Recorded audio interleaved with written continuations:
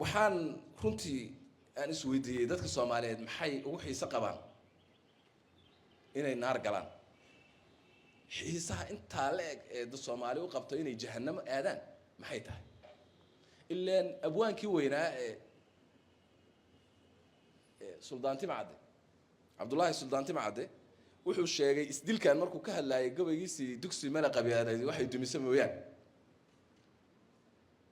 wuxuu markuu natiijadeeda uu ka hadlaayay waxay gaarsiinayso wuxuu yiri dhaxalkeedu waa jahannama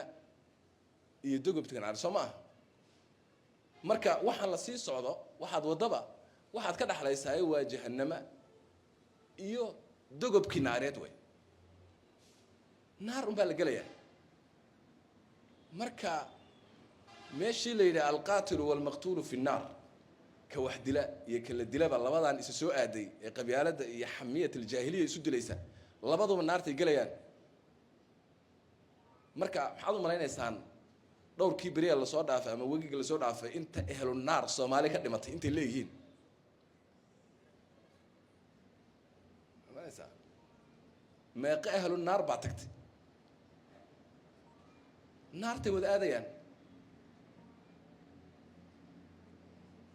ma garanaya marka xiisaha inta la eg iyo maxaasiga iyo dhadhanka inta la eg ay Soomaali ay u qabto naaru jahannama aan ma garanayo wayna garanayaan hadaad weydiiso kuwa qoriga ridaya wiilasha iyo kuwa soo diraya iyo kuwa lacagta bixinaya iyo kuwa social media ka abaabulaya ee ka didinaya intaba hadaad weydiiso أن القاتل والمقتول في النار إن يتهسأ كل شيء حتى لفظه كوا آخرنيه ساسو كوا آخرنيه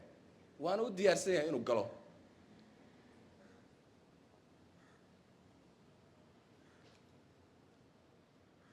دجال كسان شيء سومالي والسود اللي جرتي لكن واحد دير وحاول يصيهرنا يهمك وحنو بحي دجالنا السوشيال ميديا دجالنا وحاله هوريا ولا جاء بابولا unfortunately social media هلا جاء بابولا كعاي كهبلي انت كعاي تذكر بابولا يوم تقانا وانا احترامي يا دليرة الصوماليين لكن قريب كم ذا او لقى يابو مركي دل كان كب حيين دايما لها جيران حتى لين التهريب هي السلع هي كذب مركا وحي وكعرري أما كعررتي وتهريبي تهريبي السلعة كدلي الساحب بدي لقى يا باين يبضه اللقين